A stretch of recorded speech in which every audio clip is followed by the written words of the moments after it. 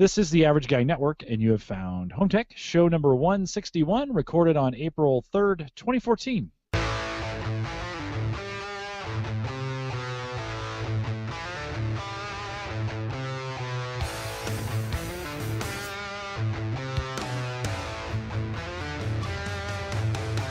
Here at Home Tech, we cover all your favorite tech gadgets that find their way into your home, news, reviews, product updates, and conversation, all for the average tech guy. I'm your host, Jim Collison, broadcasting live from the Average Guy.TV studios here in a drizzly, cold kind of winter back Bellevue, Nebraska, and we post the show with world-class show notes each week out at the AverageGuy.tv. If you have questions, comments, or contributions, you can always contact the show. Send me an email.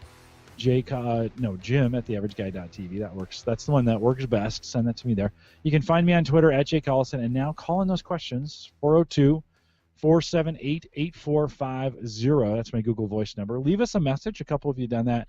We'll play that question right on the show for you. Love to have your feedback as well that way, 402-478-8450. Now, Home Tech is part of the Geeks Network. Find the links to this show, many other good shows, many other great podcasts over at the Geeks Network. That is just thegeeksnetwork.com. Join us in the chat room. You can watch or listen to the show and find all the navigation in the upper right-hand corner of theaverageguy.tv. We have live and live 2, as well as all the chat features there as well. All right, tonight I begged Paul Braren to come out and hang out with me for the evening. And Paul, thanks for coming out and joining Home Tech. Jim, it is great to be here. And come on, you didn't have to beg much. I jumped right in. This is fun. It's always fun to be on. Right. It wasn't too hard to get you on, but we actually I had planned to do a financial tech show tonight. That guest I needed to move down a week, and so I had an open slot, and so I called Paul on Tuesday and said, hey, would you be willing to jump in, and you got some things to talk about? And he's like, yeah, actually I do. Because, Paul, you're always tinkering with something, right? Yep. Although, it hit 55 degrees here, and there's a little bit of ice on lakes, but there's no more snow, and you start thinking about the outdoors a little more, right? Maybe there'll be slightly less tinkering as the weather gets better. Certainly a long winter for you guys, right? Agreed, yeah. I do try to get outdoors when possible. Yeah. Exercise. It's always good. The running is about the only thing that keeps me outdoors consistently, and so this is the busy race season for us here in Nebraska, so I've got no run this weekend, but a run the weekend after that, and then a break, and then 3 runs in a row, and on the weekends. It keeps me active, and then it gets really hot here, and you're back inside because it just gets horribly hot here in Nebraska. But all good stuff. Well, let me cover just a smidgen of housekeeping before we get going. I did want to highlight Christian was going to join us tonight, and at the last minute he said something came up at school, but there's been some incredible things going on at the University of Maryland, and especially with Christian. And, of course, most of you heard, if you listened to Cyber Frontiers, there was a data breach there. And Maryland's put together a big task force to look into that breach. A bunch of PhDs and professors and all kinds of really important people. And then very bottom it says Christian Johnson. And I just want to say not only was he the only student, but he's the only freshman listed in that group of people looking into that situation there at University of Maryland. And there's a write-up about that at the it's called Diamondback Online. So if you go to diamondbackonline.com and then search for Christian Johnson, or I'll include the link in the show notes. I'll throw this in chat too, so you guys can, if you haven't seen it yet. If you're part of the Average Guy or Home Tech on Facebook, we put that link out there. That's just theaverageguy.tv/Facebook. And so the really good write-up on Christian, and that kid is doing some amazing stuff. And so we're fortunate to have him. He felt bad he couldn't be on the show tonight. He's missed for, 4 or 5, 6 weeks now. Lots of things going on at school.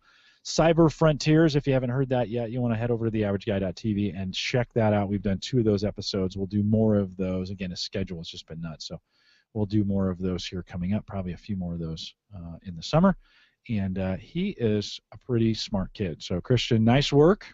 And I'd say congratulations, but that's a wrong thing to get, in a press release. That's not really – it's just cool because his dad, Gary made the article as well. And of course, Christian is going to do big things there at Maryland. So, and then my MVP status was in question for a while. Of course, I'm a Windows Home Server MVP, and that product went away as of April 1st, 2014, which was just 2 days ago. And there was some question if I was going to get moved on to another team or if my MVP would disappear. And they decided to move me to the Windows Experience team, which is just really a big pool of guys that just care about Microsoft and what they do.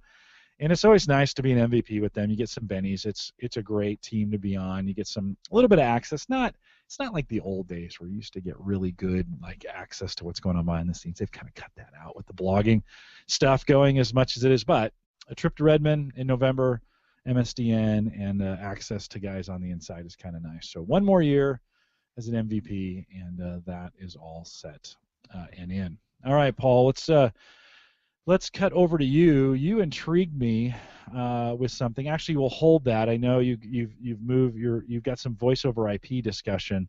We'll hold that for a second, not to bury the lead on that one. But I want to talk a little bit about. You intrigued me the most when you said you've been doing some work with Google Hangout extensions. Now, I'm not an extension guy, and I kind of view those as like, you got to know some code and some development or some of those things. So talk us through why would you even look at the extensions, and what have you been doing there with Chrome? Sure. Okay. The story starts with Skype. So trying to keep in touch with Skype, wouldn't it be nice if you had, messaging that worked on both your phone and your computer, right? Reliably, and that you'd know when someone's trying to notify you, and you pick up where you left off on any device. Well, Skype, not so much. Getting it to notify you reliably and having the speaker volume just right and so forth, I found it problematic. It'll often switch the primary speaker when I turn my laptop and suspend and resume. Skype will come back and it won't beep, and then someone's trying to reach me and they just can't. So trying to reach one of my family members, we decided let's just try the Google Hangout Chrome extension. What does that mean? Well, we both have Chrome running all day long. So instead of running Skype in your system tray on your Windows 8.1 machine or whatever you got, what if we just try the extension, both of us? And we've been trying that for the last 2 weeks, and what do you know? We have a better time reaching each other there. What are the advantages and disadvantages? The advantages are, Jim, I think there was a Hangout, let's see, when you get invited to different private Hangouts, not like the Hangout Live we're doing now, right? Just the chat Hangout. That shows up on your computer, shows up on your phone, like Skype was supposed to do reliably and easily. So that's really where I got into that Chrome extension, and my son turned me onto that to try it out. And I'm like, oh, thought I had that extension at one point. I checked. I didn't have it enabled or installed anymore, and then went to the more extensions button. You click on it in Chrome extensions, browse around the store, and type in. Let's double check now. So do you get it from the store, or do you get it from the? Do I go to Play to get that, or where do I go to get it? Yeah, no, just the Chrome extensions, whatever you call that. So that's chrome.google.com/ a long URL. Hang on, I should make a bit.ly. I'll throw it in the chat here, and we'll get it in the show notes. But the name of the thing is called, right? Exactly. It's called Hangouts. So that's the word to search for, and you just click Add to Chrome, as you would with any extension. So I just threw it in the chat for the live viewers here. I'm kind of curious if the live viewers could just say, hey, how many of you have actually bothered to try that extension? Have any of you had luck with it, or found you liked it? It's not, fancy, but it sure is a lot more stripped down than Skype, but that's also a good thing. Skype has had its issues again for me and my family, trying to stay in touch. The reason I'm talking about that, partly, are looking for a replacement for Windows Live Messenger for a good decade that you could count on for every Windows machine to have, right? So the lowest common denominator with different family members with different levels of OS. Yeah, Microsoft wasn't the most popular, but if you just wanted a core group of, family, maybe 6 or 8 of you or something, to stay in touch with you for years, that was kind of your fallback plan, was to use, Messenger, which they killed off and then went to Skype. So Jim, I think I just gave you a very long answer, but how did I end up playing with Google Chrome Hangouts extension? It was the fact that I'm running Chrome all day long. You don't need to worry about auto-starting something or checking your tray. As long as you have any instance of Chrome running at all in your machine, and you probably do, you get a friendly little pop-up that uses your speakers of the computer you're in front of, and it just kind of reminds you and gets your attention in a pretty good way. I get it. Doing email or whatever, it gets your attention. It jumps up on you. Yeah, so I get it. So I didn't quite fully understand. So normally, if I'm logged in, if I'm in Chrome or in IE, and I'm logged into my Google Plus account, so if I'm at plus.google.com and I'm logged into my account, and I get a message, it's going to pop up there. But if I'm not logged in to the Google properties, I will not, right? Unless I have this extension enabled. and that extension then runs that service in the background in Chrome all the time, no matter what site you're on, right? Correct, and gets your attention better than Skype. I found Skype, you might have the beep, or you might have it switched to a headset speaker like the one I'm talking on, where I do Skype calls. But if that's on the cradle, you're not hearing it, right? So there's issues with Skype and how you notify yourself. So let's assume you missed the sound. Skype just kind of sits there, and it's not the most blinky icon that really catches your eyeballs on Windows 8.1 anyway. Whereas the Hangout actually comes up in a discrete little window in the bottom right. Seems to come up no matter what. So I'm just missing a lot less interaction. For me, I'm curious what other people think. And you say, wait, and it goes across. So say I have Chrome open at home and I got Chrome open at work, and I've got some activity going on. This is the weird thing. Now, did you try this? Is this extension available in Android? Have you tried that? Is it in the Chrome browser in Android as well? Don't have an answer off the top of my head, but I do have an old Nexus in front of me. I'll give it a try. Anyone in the chat room? I can't. That would be pretty crazy if they didn't. Let's just Google it here. Hang on. Store. And let's look for the word Hangout. Says, even if you close Chrome itself, it'll still be in the bottom right corner of the Windows. Yes, that is my son. And we'll get into settings. So if you look at Chrome, and if anyone's following along, you can click on the 3 bars in the upper right to get to your settings. And you go to extensions. So that's a simple list of all your extensions active, and it's called Hangouts, as we talked about. But the setting to keep Chrome running, even if you close all tabs of Chrome, right, and your tray shows Chrome not running, most folks, and I think the factory default might be, to leave a stub of chrome.exe going that you can see in Task Manager. You know what I'm talking about? Kind of leaves a stub of itself. Sure. At all times. Sure. And that's, it's not so magical. That's how it could possibly work. So even if you think you've closed Chrome, you should have a good luck with being notified of a Hangout. So I'm taking a look in Chrome right now, and I click on the 3 little bars. If we go into the settings area, under Show Advanced Settings. Can you share that with us, Paul? Can you throw that on there and all? Sure, let's see. And I got the setting. I just found it. Okay, let me bring up a tab. Let me bring it up in an appropriate normal resolution window that folks can actually read the font on, right? And now let me do the sharing on my desktop here in a second. So it's really no different, I mean, than the regular Hangout. Here, let me share that window there with you. Okay, we're looking at it. Okay, I'm getting some flickering going on. Are you seeing that in the top bar? No, we're good. We're good. We're on your site, yeah. Okay, so we click. Actually, you'll see a Hangouts button there if I hover my mouse over it. So up in your top area of Chrome, you've got a little Hangouts button. Oh, yeah. We click on the 3 bars, click on Settings, scroll down, Show Advanced Settings. Scroll way, way down, and there we are. Continue running background apps when Google Chrome is closed. There you go. You'd want to flick that on, so that even if I close all copies of Chrome, which I cannot do because you and I are in a Google Hangout live. We are. That's the part of the demo I can't do. But you just want to make sure that checkbox is on, and that means you should have good luck with Hangouts. Now, whoops, just showed my email address on the air. Oh well. So that's let's see. So if in theory now, if you close that out and let me get a Hangout running, and I would not close. So I do a Hangout between you and I. That'd be cool. I can send you. Yeah, let me jump into Hangouts real quick, and I should be able to ping you with the new instance. Do you mind sharing from your side if we can get off? If I share out my whole window, I got a bunch of other stuff going on. So cool. I'll share. So I'll put my video back on, and then we'll share out your Hangout that you're starting with me. Yeah. And that'll show people what the interface looks like. Very simple and kind of pretty, actually. Names, faces. Well, what I was going to do, I was going to ping you in a Hangout and say, hey, we're here, and say, hey, Paul, and then that should show up right now. If you're even if you're not in a Google property, that'll still pop up and say, hey, I've got, and you just ping me back. So that's pretty cool. All right, well that's actually pretty helpful if you're a guy who's in Hangouts or not. Well, when we say Hangouts, we think of these video Hangouts, but it's video and IM as well. Yeah, the interface decent. Go ahead and click the little icons, right? Explore a little bit.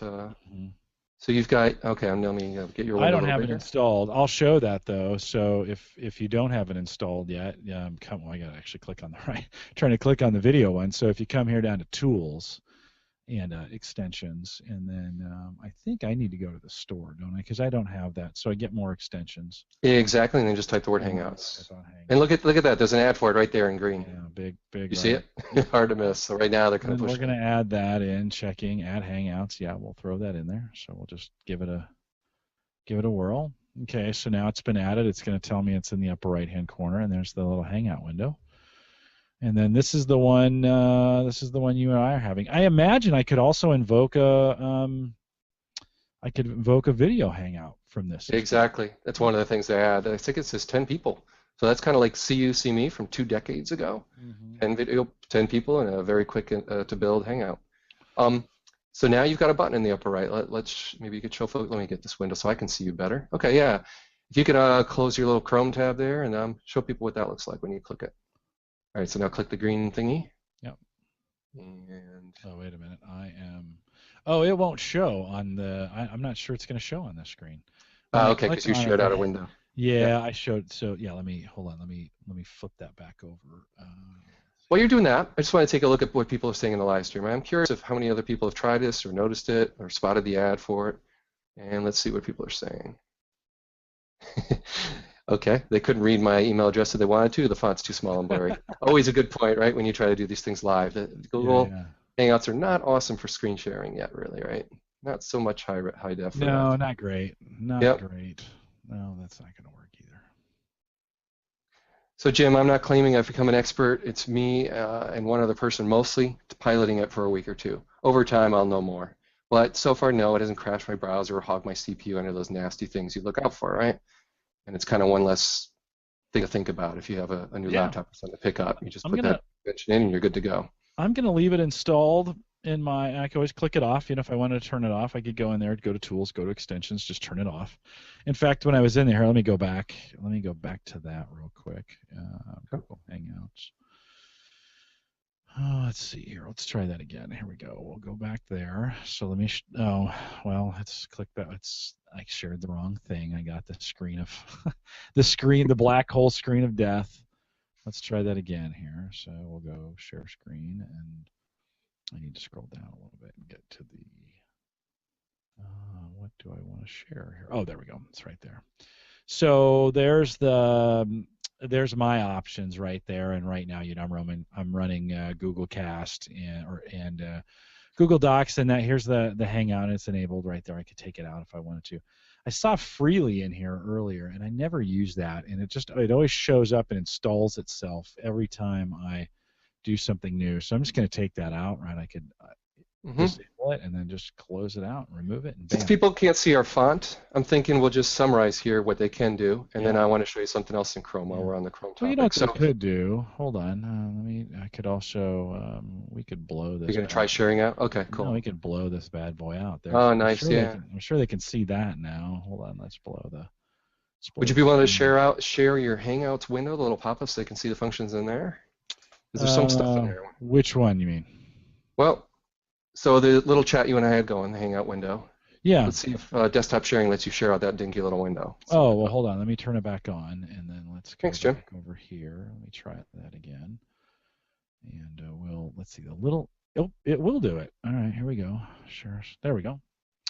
Okay. So that's what you're talking about. Nice. Right? That window. So click the little down arrow in the upper right corner. Down arrow. Pretty subtle button. There it is. A little bit. Yep, click that. There's a whole rich set of list, right? So you can mute it if it's annoying you when you're working, or change your picture, and even more options. Look at that. Call it right. You could. No, those are available. I mean, let's not be. I agree. These are available in the full version of it, but you can, this is kind of cool. You can just get it right, stick it right in the browser. Yeah, more for people who haven't played with Hangouts, period. Never mind the extension that just enhances the experience a little bit. Yep. Okay, and then so migrating onto a related topic, and in Chrome and troubleshooting and Hangouts, and then finally full Hangouts with video like we're doing now. Things can go wrong sometimes, and you wonder what's hogging resources, right? So if you could share. Yep, there you're back to your face. Sorry. Yeah. One more time. If you let me do it. I'll share out my desk here. Oh, okay. Let me flip it over to you. My window resize. So I am going to share out my desk in this tabbed window. Going and show a little bit of digging under the hood slightly on Chrome. And it's working. Got my video now? Yeah. And if you boost that up a couple, if you go in there and boost that up to like 150%, the fonts get bigger. There you go. Perfect. Won't help me for the menu, unfortunately, upper right. Yeah, that's true. Okay, so yeah, we got the 3 little lines in recent vintage versions of Chrome. Notice under Tools what we have here. Oh, it won't show that, Paul. You can't see the submenu at all? It won't show submenus. Okay. Yeah. So only if you share out a whole monitor are you going to get that shown. Maybe so. Yeah, maybe so. Well, what I was going to show is Task Manager, but you know what? People can do this easily. If anyone's running Chrome and following along, hit Shift and Escape. That's all you need to know. You don't need to dig through some deep menu. Just hit Shift and Escape and watch what happens in Chrome. Check it out. Oh, there you go, a little Task Manager. Yeah. So, anyone else have noticed that in the past or use it? So, I'm not saying it's the most useful tool, but if it feels like you might have a memory leak or some plugin that you just installed last week and Chrome's getting laggy on you, this could be your friend, right? It might tip you off on who's hogging the CPU or taking up a ton of memory after running for a week if you don't reboot your laptop and so forth. And you can sort by column. So Jim, you see, I've got it up. Sharing it out. Yeah, your screen looks great, and you've got it zoomed in. So yeah, go ahead and click on memory, and you'll see who's the biggest memory hog right now for Jim Collison here. And the answer is, there you go. This one. The one you're on. The stuff we're doing, yeah. Yeah. Facebook though is up there, right? So Facebook is taking up 300K. 300 meg. Okay. So anyhow, CPU is probably the more interesting one, and no one's misbehaving right now. If you sort by CPU, yeah. That's a surprise. That's actually a surprise. It is, because you're pumping video over that. We are, and typically that's just killing it. You know. Exactly. Yeah. And I wonder if Google made an update because, okay, so typically when I'd be doing these Hangouts, I've got a little Core i3 540, right? It's a first generation Core i3. It hasn't kept up real well. And I used to get this clicking noise in the background as I was talking to you guys. It's not there tonight, and I'm wondering, and with the CPU, and it was always tied to the CPU usage. My CPU was spiking, and when it would spike, I'd hear clicking in my earbuds, but I'm not hearing that tonight. Now I'm noticing on my desktop. Do you have Windows 7, Windows 8, Windows 8.1? What's in front of you? 7. Okay. So Task Manager is not quite as rich and pretty there, but on my computer, as we're doing this podcast, this Hangout, streaming it live, I'm getting 20% overall CPU use, right? So on my physical host, which is a Windows 8.1 laptop running triple monitors, so this laptop's getting worked anyway, running 7 million pixels of data all the time. Running a Hangout is sucking up 25% of the CPU. So what we just showed you is how do you dig in deeper and find out, okay, that's nice to know that this Hangout is using the CPU, but we just dove in deeper into Chrome itself to find out which pieces of Chrome, which extensions are doing what. If you take a look at your Task Manager, Jim, just for a second. Yeah, the Windows one or the Windows one, yeah. The actual operating system running your Chrome. Do you want me to show? I'm actually, my CPU is getting crunched pretty hard. You want me to show? And there you go. Yeah, take a look at what's showing. It's saying the Hangouts plugin, 32-bit for me. So that's a little bit of a surprise. It's actually the first time I noticed that. So this plugin shows separately from your Chrome instances in Task Manager. That's a surprise. So this Hangouts plugin is probably more like, I don't know, it doesn't even have the Chrome logo. So it's almost like you've installed an app when you install this extension. That's kind of what I'm thinking. Mm-hmm. Yeah, it's the old Google Talk. Good point. Extension that you use. So could be the same team who did this. Yeah. Now that I'm sharing, this is interesting. So now, okay, so I'm screen sharing the Task Manager. That's what you're seeing, right? That's what everybody's watching live right now seeing it. And watch how the CPU usage had went down, right? I'm in the 2016, right? Very, very reasonable usage. Now watch this. Well, you won't be able to see it. Shoot. When I click it back to me, right? When I go back to me, that thing jets right back up to 95%. So it is this webcam that is interacting with this Hangout. Here, I'll click that thing back on so you can see. Now, there it is. See that little spike in there? Sure. I mean, I'm still sending video, and I'm sending. So it's having trouble rendering it on your local screen for you It's to watch? having, well, I think, no, I think the CPU is really struggling to render my webcam video, right? Because see this spike in the CPU there? That's when I'm showing my webcam. It goes down when I'm just showing the task manager, right? Which is still live video, right? It's not streaming video from my webcam. It's probably not 1080p either. Sure is a huge But, difference in CPU, though. That is yeah, interesting. I mean, right. I mean, getting this live video from the webcam really hammers the CPU. Yeah. And one of those little things, one of those silly things that I noticed moving to Windows 8 was just a much better task manager and resource manager, right? Some of my videos have kind of highlighted that you can dive in real deep now and very quickly find, like, how does Windows Home Server work? What is it doing when the backup engine's running? What exe is running and how much CPU and memory is it taking? They've improved that. With all those years going by, Microsoft did make significant improvements there for the kind of power user geek that cares about those things. Most people don't, admittedly, but the task manager's gotten pretty darn good. Yeah. Just better. Well, I need to upgrade. That's next on the Studio PC. You know, when I bought this 3 years ago, it's hard to believe it's been that long. Yeah, Core i3 540 wasn't bad, little CPU, but we're pushing so much video. I really need to get. Here, let me bring yours up. I really need to get a better video card as well as better Do you notice CPU. they're talking about this Windows 8.1 update coming out April 6th? If Zadler was here, someone here, they'd correct me quickly. I think that's it, April 6th. That has even more, I heard hints of more multi-monitor tweak support, whatever. Who knows? We'll see. Have not played with betas of that or whatever. But yeah, I'd say just things have gotten steadily better, including, here, let's do this. Let's go back to my desktop. We'll go back to my live camera. All right, we're back to me, and you'll see my left monitor actually shows on the air here. One of those subtle things with people despising this window. Well, now I can click on my mouse and go and type here in the live chat, and the focus has gone elsewhere, but this window stayed up if you actually use those apps, right?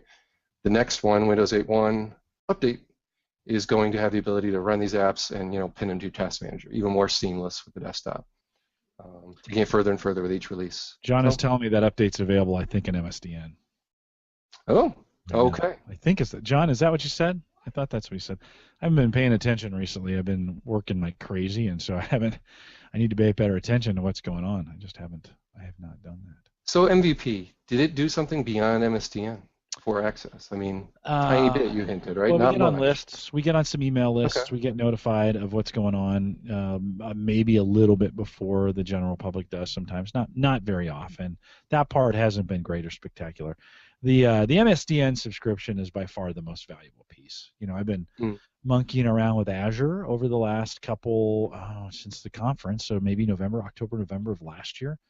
And I'm in love with Azure. I like it. I like it as a platform. I've moved my own blog onto it. I've been, I put a Windows server, and I don't want to get into a home server discussion because we'll save that for the home server show. But I've put my own instance of Windows Server 2012 R2 Essentials up there, and have run that for less than $100 a month. And they just, Amazon just dropped their prices, and so Azure is going to follow. I got an email from them yesterday or today saying as of May 1st their price is going to drop to match Amazon.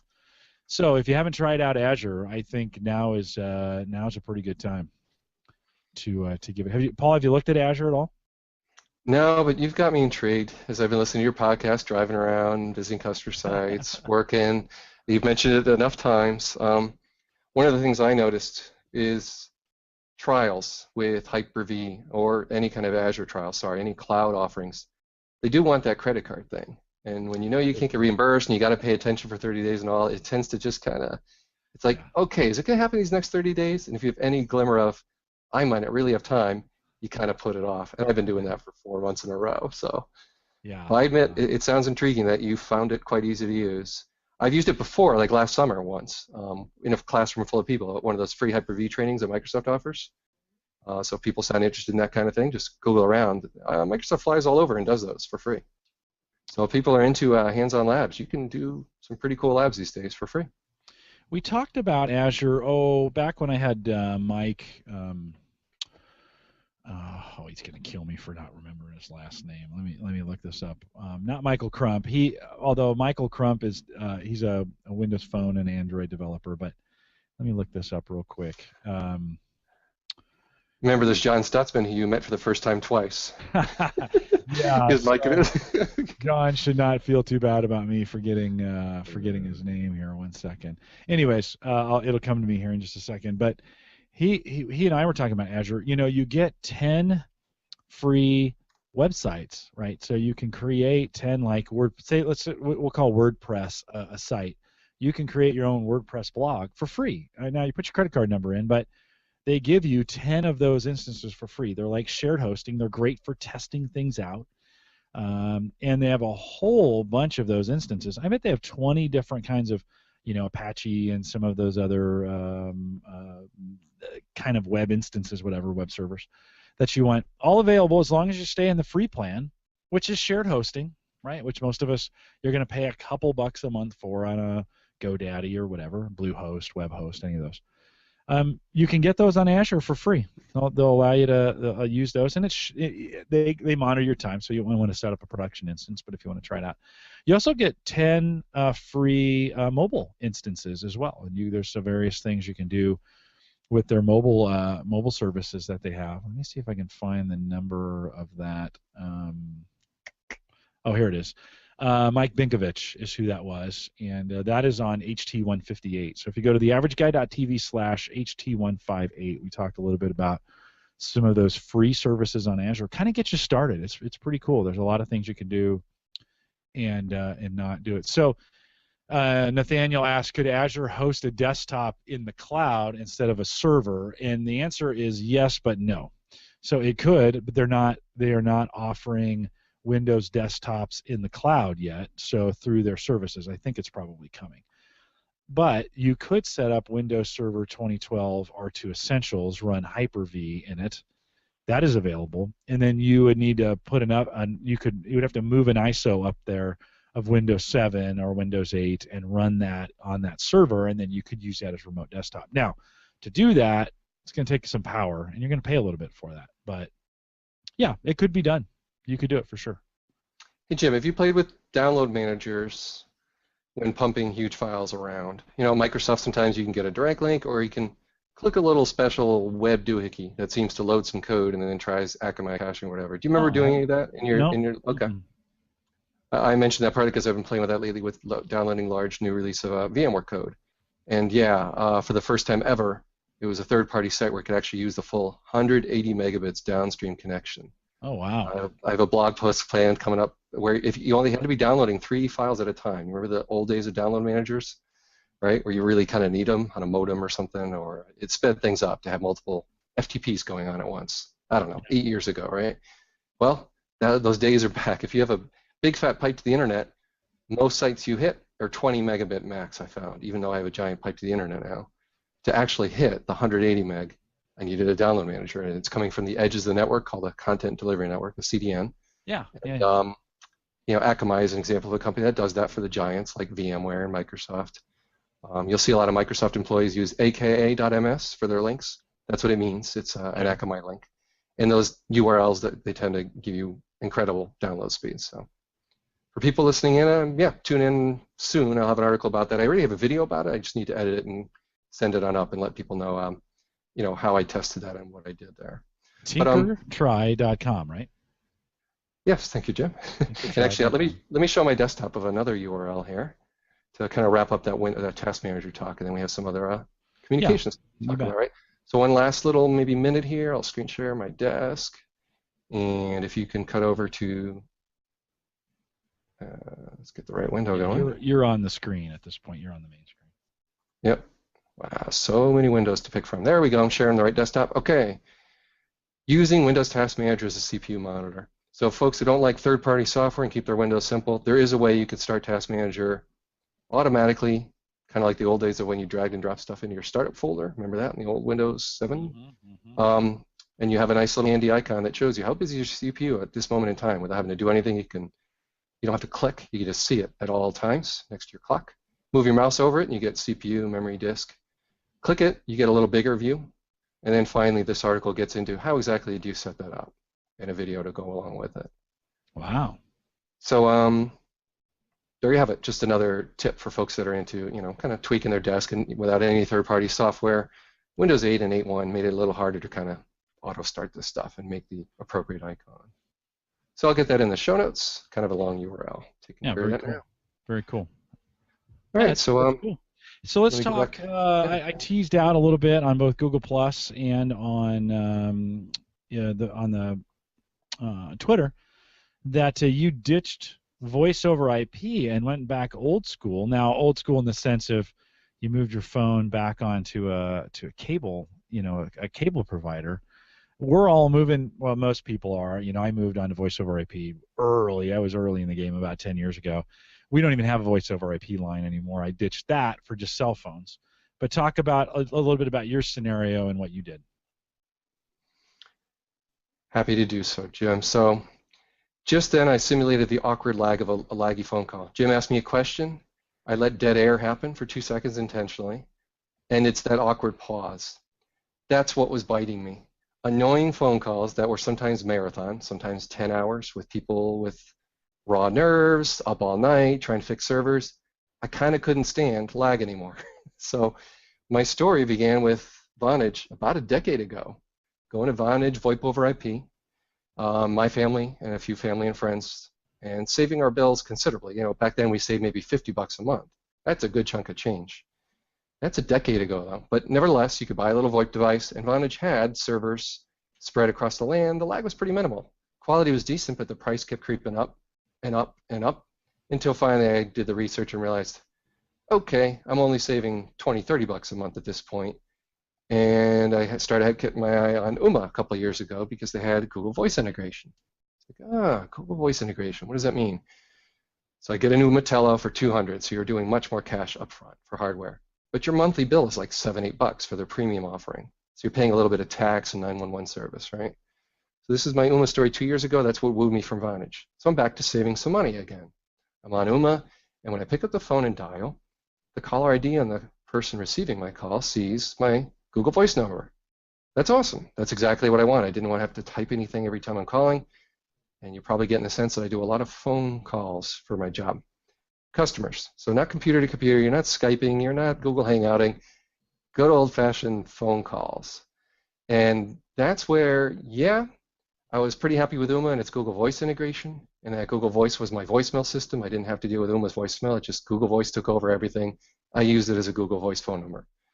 And there was actually a code you could type in the phone to dial as an alternative phone number. So you can kind of give me that flexibility, give me a good old-fashioned landline that the same headset I'm using for this stream right now is also tied to my good old-fashioned desk phone. That is when I'm on the phone, probably sometimes 6, 7 hours a day on a weekday, sometimes even longer. So with that many hours on the phone every week, lag is really noticeable. And with Ooma, I was noticing, even on the best calls, people weren't complaining about me skylining or getting artifacty or quality really. It was mostly about me starting a sentence potentially where I feel like it was dead air. I start the sentence and I'm talking, and all of a sudden I hear someone else's voice. And to their perception, to their end, they didn't hear my voice at all. They've got about a second of lag. So they start speaking, and then I rudely am starting to interrupt them in front of a bunch of people. They don't mean it that way, or I don't mean it to come across that way, but their perception is, why is Paul cutting me off? So I can constantly have to stop a second into my talk. Oh, sorry, excuse me, go ahead. Doing that all the time. I looked into it, did a little research, logged into my router, and looked at its logs and said, okay, I picked up the phone, dialed a call, and it says Ooma SIP something or other. I could see what IP address it was hitting. It's like, okay, I now know what server my Ooma device is hitting here in Connecticut. I do a trace route, I do a lookup on it. It's in California. It's over 3,000 miles away. I get out a little stopwatch. I tap on my microphone and wait for it to come back in my earpiece. I do some informal tests. It's like 0.8 seconds or 1.2 seconds. Like, oh, it's not good. Then I Google around a little bit and find people using, trying to measure this latency and do trace routes and upload to forums, and a lot of people talking about it for many years. And what it boiled down to is Ooma doesn't have any servers near me. So it's kind of the end of the road when I realized I am stuck with 1.2 seconds of lag, sometimes on a good day, maybe 800 milliseconds of lag. How do I know? Because I took the Ooma device into the basement, plugged it straight into the cable modem, put a phone straight into the Ooma, eliminating all other devices while everyone else is sleeping because I've killed the internet for the rest of the house. There's no Wi-Fi, there's no router, there's just an Ooma device straight attached to the cable company's cable modem, which is 180 megabits down, 30 up, and 20 milliseconds of lag. So it is not a problem. Right. And guess what? Same thing, about 800 milliseconds of lag. I'm measuring it on the phone. I'm on the phone with the Ooma support rep using my cell phone, and we're doing monkeying around with the settings in the Ooma Telo. There's nothing she could do to overcome the fact that we were 3,000 miles away from the server. And there was unfortunately no answer of, are you putting one in the Northeast soon? So I politely let them know, I guess I'm shopping around, and I think maybe this ticket, unless you have some amazing cure here. And we tried some little tweaks, some settings in the Ooma Telo where you can tweak it and try to get it better. Originally, when it was behind my router, I'd done the usual VoIP tuning stuff where you can do a QoS boost and say, give this MAC address in my house priority above all else. My problem had nothing to do with that, right? It was always at least 800 milliseconds, even in the best case direct attached scenario. So I gave like 3 weeks notice, said, yeah, it looks like I'm calling my cable company, and finally just did it. Took another 3 weeks to migrate the phone numbers. That's kind of a long wait. So the little secret about, like let's say you're moving from AT&T to Cox Cable Communications, that'll be a day or two. They can do that fast these days. You've seen it with AT&T and Verizon, and number portability, line number portability, LNP, really quick. But from Ooma or Vonage, from Vonage to Ooma was about 2-3 weeks. From Ooma back to a landline was about 2 to 3 weeks. Not the smoothest, quickest process. But what do you know? I've been on it for about a month. I'm not irritating people unintentionally anymore. That's a mood thing. It's important, though, again, when you're on the phone with sometimes 10, 20 people and trying to lead a phone call and not sound rude. So that's my story. Yeah. I measured it, was disappointed with the reality, and they told me there's no servers or other IP addresses I can get calls to go through. So I then threw my hands up after a nice 2-year run and calculated the math and found I'm only saving $18 a month. Then I got hit my first Cox bill yesterday, and despite a promise that I'm not renting my modem, they're charging me $6 a month for my modem that has VoIP ports built in. So okay, I am hemorrhaging $24 more additional each month, but that's 2 phone lines, by the way. 2 phone lines were moved from Ooma to Cox, and I'm losing $24 more a month to do that. And that's because of the cable companies bundling TV, internet, and phone. The savings are not as dramatic as they were a decade ago, and I started my whole VoIP quest. Yeah, yeah. That's my story. That's Paul did. Yeah. So let's talk quality. So now that you're back on the phone, on a landline, traditional landline. Did quality change at all? Have you noticed any difference in quality? No, not really. Pretty Careful much there, though. similar? The days of a copper wire from AT&T going to your house, that box got ripped off my house 10 years ago. So it really is VoIP. Carrier-grade VoIP, whatever you want to call it. It's Cox-provided voice ports on their cable modem. So I'm not mucking with QoS. It's just built into the device. It's by Eris. And it does work, meaning I can be downloading 180 megabits a second, and be on the phone and no one's going to notice. It's flawless that way. Mm-hmm. But frankly, once I had QoS boosted and my Ooma Telo tuned behind my Linksys router, I can't say I was having artifacts either. It was just the lag that was annoying, the latency, not the VoIP quality. So the problem is, though, is the transmission distance, right? So in this case, Correct. You're still making those calls over IP in the sense, but they're Rhode Island, 60 miles away. Right. It's the termination of that, and I shouldn't say the termination, but the place where it gets routed is going just down the street, basically, for you, and then it's being routed out to but it's not having to go all the way across the country before it comes back to the customer, wherever that customer happens to be. Correct. Now, you and me, we're talking on Google Voice right now. Maybe we could do a little informal test to give people an idea of what I was doing with the microphone to initially have a hunch that I had a real problem, 0.8 seconds at least. Let's see. Okay, can you hear that loud? Or not really? Tap. I can hear it. Okay, let's see. How about we just do voice? So I say something. As soon as you hear my voice, you say something back. So it goes, hi. Hi. Go back and forth as quick as we can. Hi. Hi. Hi. Hi. Hi. Hi. Hi. Hi. Okay, so what do you think? That's about 0.5 seconds on Google Hangout here. It's doing pretty well. Yeah, Physically, what are we to Nebraska? I don't know, 2,000 miles? But probably. who knows where our Google servers are. So Because you're halfway Google's doing between better than Boston Uma and right Denver, there. right? You're Yeah, halfway between. I remember that. exactly. At the Yankees Red Sox border is where I am, right in the middle. Right. So Right. so Jim, I don't that's it. I mean, Okay. I don't like speaking ill of a company. I would happily go back to Uma probably very quickly because the Google Voice integration, that was an awesome feature. Tomorrow, if they lit up a server in the Northeast and I still have the hardware, I'm probably not going to sell it on eBay. I'm going to stick it in a closet and maybe they'll come around. But I did make it clear as a guy who always wants to help companies do better. When I terminated, I really put comments in myself in the ticket saying, this is why I left. It's simple, Mm-hmm. speed of light almost kind of thing. Across the country it shouldn't be 0.8 seconds though. It only accounts for part of it. But still, you're not going to do great with anything that's all the way across the country and back. So decent round trip time. So yeah, and the money, people, it all depends. I'm on Cox. Everyone else's story is probably totally different. They do the math. It's hard to do, right? You have to figure out cable modem rental fees. Your triple play becomes double play if you drop. It's very hard to figure out before you actually do it, and taxes and all that. But the reason I'm comfortable talking to you tonight about it is I did it a month ago, and now I've seen the math, and I know where I'm at. And and it wasn't the simplest experience having to wait 3 weeks. You don't really know what day they're going to cut over. And then what do you know? One phone stops ringing. I have to move the phone jacks around the basement and get the phone ringing Like, oh, again, right? there it is. Okay, Yeah. let's go. I remember when they increased our speed here, and we're like, oh, when's it gonna happen? When's it gonna happen? And then I get home one day, and the kids are like, Dad! I mean, they were going Yeah. crazy. Oh my God, super fast! You gotta check Did that it out. happen? Was that late last year? I think it was 2 years ago. Well, Oh, I don't okay. know. I don't know. We're ripping fast. It's so fast now, it doesn't even matter anymore. I mean, I don't even Do you think. know the numbers or not sure? For me, I think 60 or Wow, 70 yeah. down. You're right And here. go ahead. Same thing, same kind of thing happened in my house. I was the one running around with my hands up because it happened at 10 a.m. No one else was home. My internet bumped. I'm like, oh man, am I having an internet trouble again?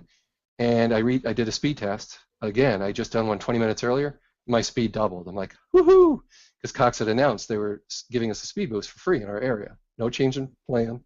And what do you know? Everyone's cable modem was rebooted at 10 a.m. that morning, and I saw the speed boost, and it was a happy moment. Um, and then finally, when I went to 180, that did cost me more.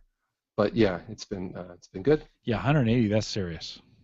I That's some know it's serious faster speed. than FiOS. It's faster than FiOS. I have That's crazy. neighboring Massachusetts that has FiOS for like 6 years, and suddenly I'm doing better than there. It's really awesome. Well, and But your son has to love that from a gaming perspective, right? I mean, it's just he can't even fill up the pipe. uh, yeah, it's interesting though. Well, he's playing a bit, but less. But the streaming, watching Justin TV or something, right? That used to hit us, especially in the summer when more people are home doing that. Mm-hmm. But you know what? When you move to the top tier of Cox, you've talked about this before. You log in your little bandwidth meter, how much internet you've used that month, right? They only boosted it like 20% when I went to the much faster plan. So what do you know? You're going to rip through it quicker. So yes, I routinely blow past the monthly gigabytes. I think I it do was every 250 up to every month. 400. I do. Yeah. Yeah, we're just waiting for the nasty gram someday. We get those Every. same polite letters from Cox. Uh-huh. You might want to consider a higher package, but Yeah. oh, I don't get those anymore I'll because still I'm on blow the through highest it. package. Yeah, I'll still blow through Yeah. it. I mean, yeah. Yep. Yeah, they would just use, the kids watch movies and Netflix and Amazon, and we just blow with five of us in the house and everybody on the computers all the time. We blow through that cap, and mine's a 300 cap. I don't what are they at the highest level? What's the cap? Do you know? I think it only went to like 400. I checked it like yesterday, and it's yeah, it's Yeah, still a which is problem. still you'll just blow right through it. I mean, it's You, ridiculous. So. if anyone's listening in Australia, they're just cringing and despising us now. I get right. Are you freaking It's even kidding? worse. How can you It, waste that? exactly. Amazon Fire TV. There's a little feature I heard that it pre-caches, kind of learns what you watch, and says, "Oh, you watch the show a lot. Let me bring that down in advance, so there's no buffering." So when I hear something like that, I'm thinking, okay, that's great for the U.S. market. I sure hope it lasts. But for overseas or where anyone has a limit, they're not going to want to show a 2 or 3 gig download that just to get it started a little quicker than a buffer would allow, right? Those are awesome features, but the world does not have that, and that is sad and a real problem. Yeah, no, and Uh, it's a real problem when we do these shows from the U.S. and we forget. We're like, oh, we just do that, and oh, you can't just do that. Sorry about that. yep. It's well, and you get that feeling on your phone if you've got it, if you got a data cap on your phone as well. And you just Sprint. We're on Sprint, and they're making big changes. We have the unlimited data, and they're trying to move away from that now.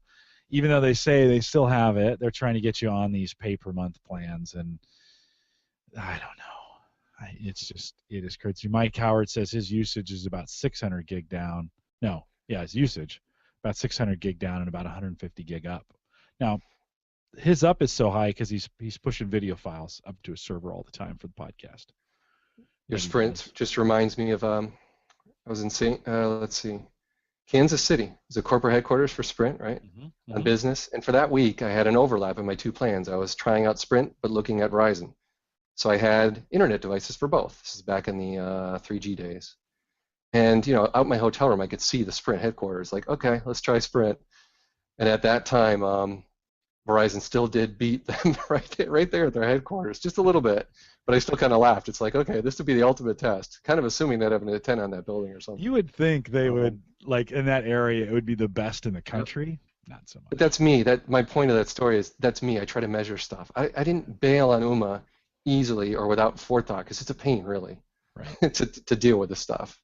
I did it after measuring and trying to give myself a reason that, okay, I think it's time to give up. So that's usually I don't, like I said, to talk about something negative. It's not really.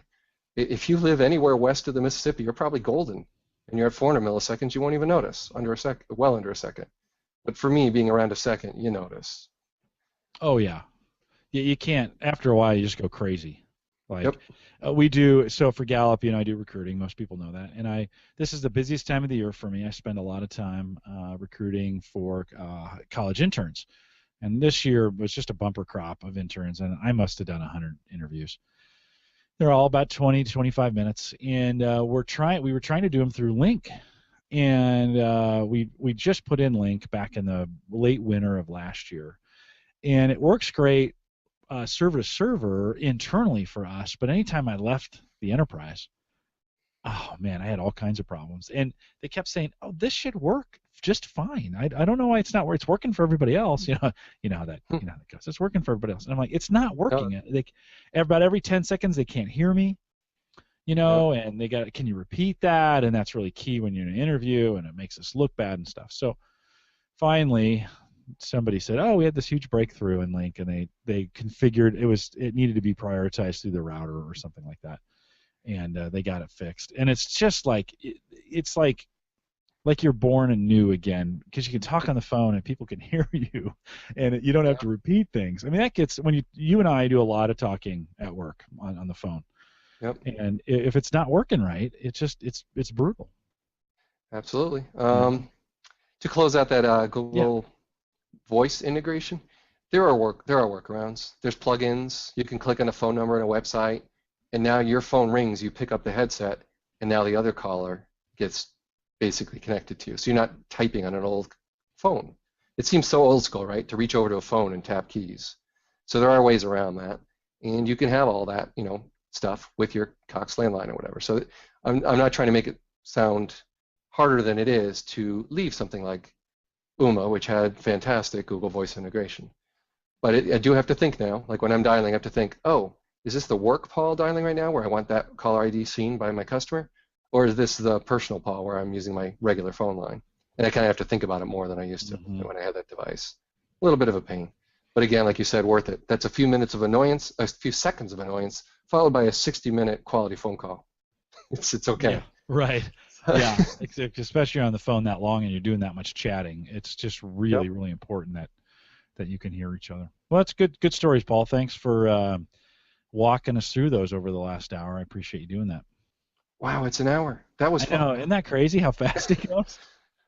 It's every time I've done 160 of these, maybe plus some, plus the 200 I've done at Home Server Show, plus the and it always still surprises me how fast when we get on here it goes.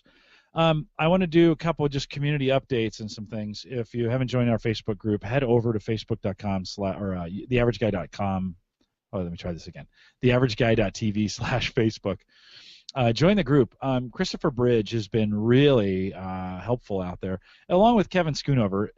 If nothing else, you want to buy cool stuff, Schoonover posts the coolest stuff on our site. So you want to be there for that as well. But Christopher Bridge mentioned that Nest has a problem. So we've talked a lot about Nest, and so I just felt it appropriate to talk about it here.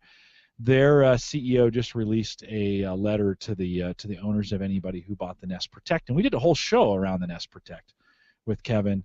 And they're having a little problem with if you wave in front of it by mistake, it'll shut that thing off, and it's causing some problems where it may not report an actual fire if it senses that it's shut off. And so they've got a fix and a workaround. For now, they have a workaround until they have a fix. But if you were one of those who, because of us, bought the Nest Protect, I'll drop this in the chat as well. But there'll be a link to that letter in the show notes. Quick comment, Jim? Yeah. So those who follow Nest and their integration, so people like me who invested in home automation 2-3 years ago, Mike Fauché and Richard Gunther and others, the hub from Insteon now has Nest integration. So that could be interesting going forward, since it's something I bought 3 years ago, and 4 years ago I had the first alert one link smoke detectors and carbon monoxide detectors all over my house. So all that existing investment, it kind of gives me a hope for a brighter future for some more integration for a thermostat someday. Yeah. So just pointing that out. That news was like a couple of weeks ago, last week, and I have an article on my site, tinkertry.com, right in the main page about that. Couple things have come in around Nest. So we have this short of a recall, hey, we have a problem. You might want to do a fix until we issue an update, which is crazy for smoke detectors that they would have to issue updates. But that's the world we're in. Mike Howard, who just posted in chat, the other day went downstairs and his Nest had locked up, and it was cold down there, and it was stuck. It had gotten stuck in the closed position, even though it was set at 72. That is not good. That is not good. Right. Ooh, that could be serious for some situations, yeah. His thought was, what if it had gotten stuck in the open position, right, where the furnace was on, and so he went down, rebooted, and brought it back online. He says now my Nest thermostat seems to be stable again and is no longer rebooting. But it is, for us guys that are on the cutting edge of those kinds of home technology stuff, which is really cool. We've covered a lot of it. You run into a different problem, right? My thermostat, my current programmable thermostat, has a little tiny processor in it, and it just works, right? The more and more sophisticated you get, the more chances for failure you have, and those things may be locking up or having to reboot. So Kevin Schoonover was on Home Server Show a couple weeks back, homeservershow.com with Dave.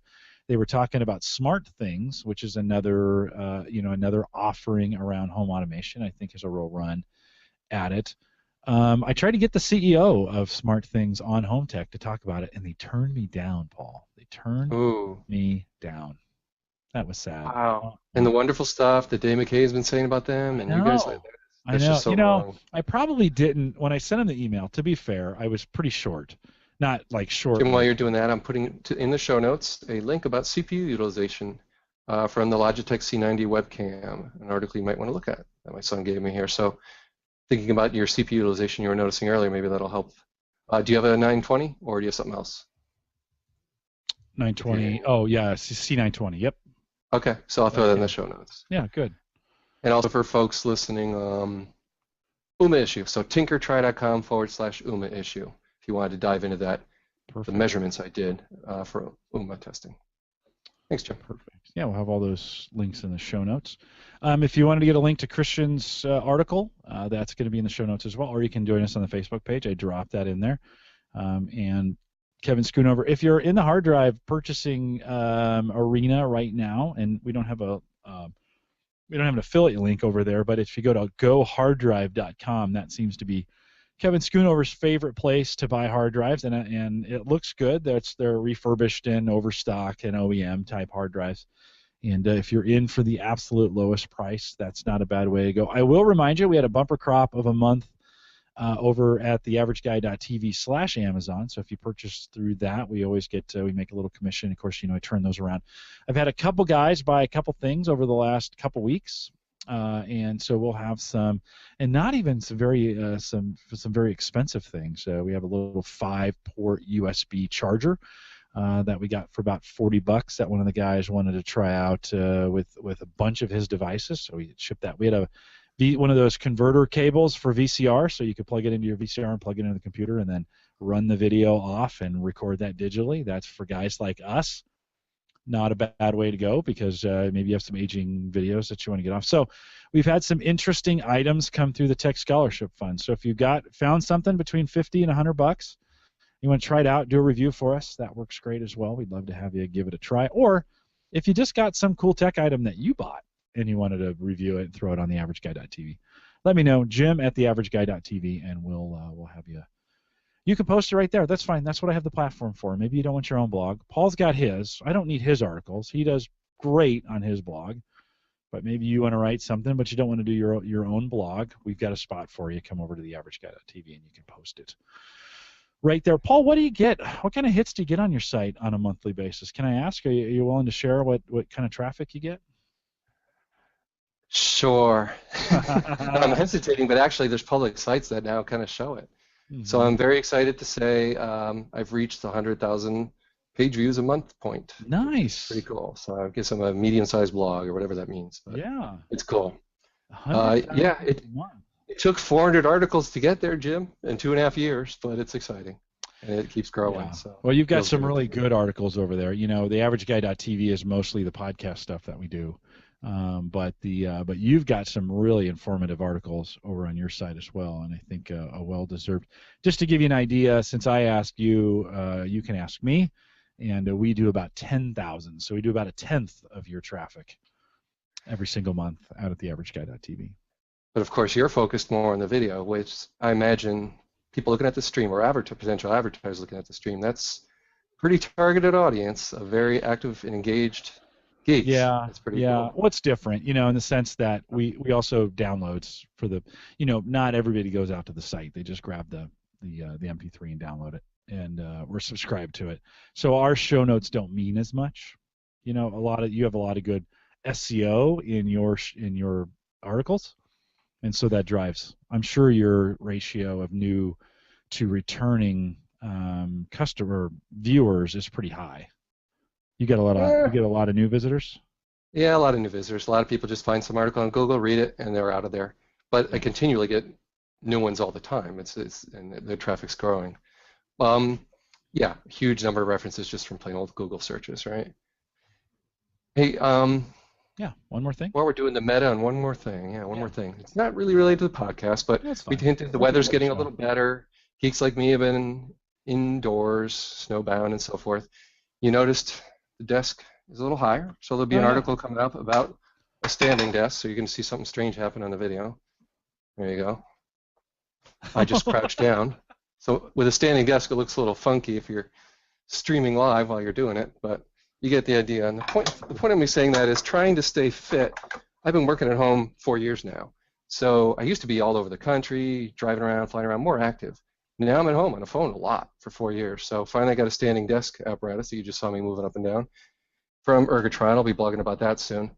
It's just a device you clamp to your desk. I didn't rejigger the whole room. I already had a desk.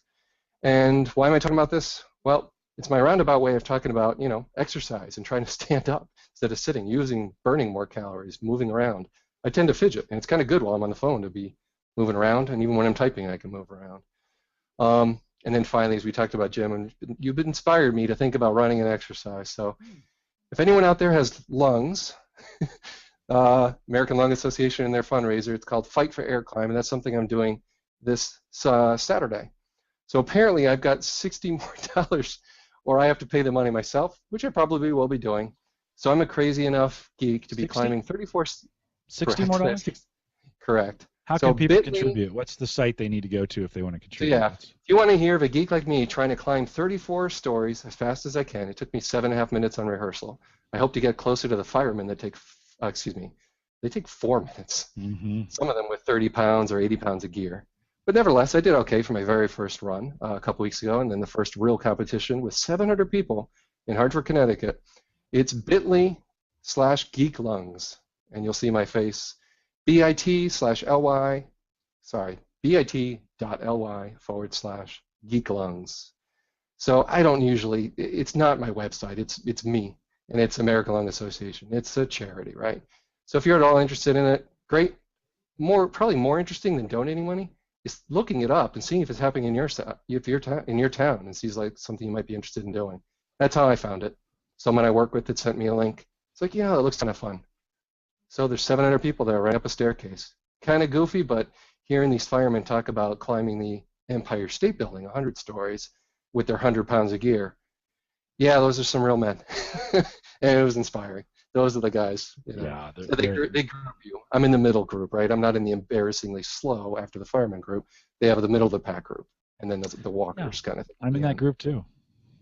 So you do a lot of stair climbing, you said, right? I do. And actually we have. I'll drop a link in chat and put it in the show notes as well to my running blog.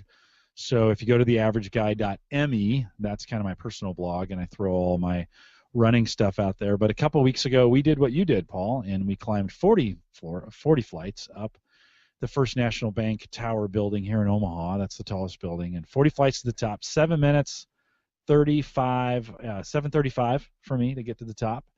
And okay, I got to beat 6 minutes then, so I'm not. Yeah. But you're a guy who's run a marathon. I mean, so I did all right. You did great. You did great. Hey, it's hard. It's hard. We have a 5-flight stairwell at Gallup. That's the tallest one that's there. So 5 flights. And a buddy of mine, Dave Seahall, my running partner, every Monday since Trek Up the Tower, we've done what we call Hundy Monday. And that's 100 flights. So up and down 20 times. And if you want to ever just feel like you're going to die, just do stairs. Paul, stairs they are no joke, my friend. Stairs are no joke. That's one of the best workouts you'll ever get. So thank you, Jim, for all these years of listening to your podcast and all you're talking about jogging and all. Finally, some of it rubbed off for me to actually do something about it and just do something a little bit fun. Yeah, so good for you, and it's for good cause. I mean, that's kind of the, and I do all these things. If you look at my blog, I do all these crazy things. Like I shouldn't be doing any of them. I'm a big guy. I'm not skinny. I'm 6 foot 225. I'm a big guy, and yet somehow I've gotten through 5 marathons. I've got a bunch of running stuff coming up here in the next couple of weeks on Saturdays. And so Paul, I'm glad that you said that. It's always nice to maybe think that you inspired somebody to get some fitness. And we've done a fitness tech podcast here before. In fact, got one on the schedule here for the next couple of weeks. We're going to talk about some fitness gear. So thanks, Paul. Thanks for saying that. I appreciate it. It's good to see that somebody else is inspired by all this crazy. We were talking in the pre-show. I ran tonight from work, and it was drizzling and like 45, and that was the dumbest thing I've ever done to run outside tonight. I thought, I'm going to be a tough guy. I came in, I was just crying. It was so cold. My hands were cold. I'm like, what an idiot. Are you going to tell us what your wife said? Is she agreed with you? What did she say when you walked in?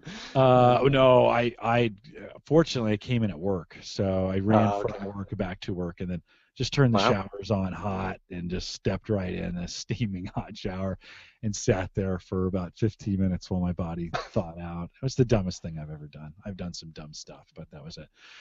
Well, with that, we'll bring this to an end, or at least the recorded version to an end. We want to thank you for getting all the way to the end of the podcast. If you made it this far, you're the top 5% of the most engaged listeners we have.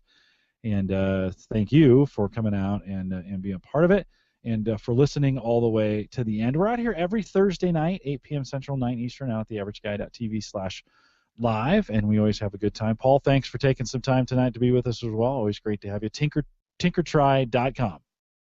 Right? Thank you so much, Jim. This is the most fun I've had all week. Oh, that hour went by so fast. This is just great.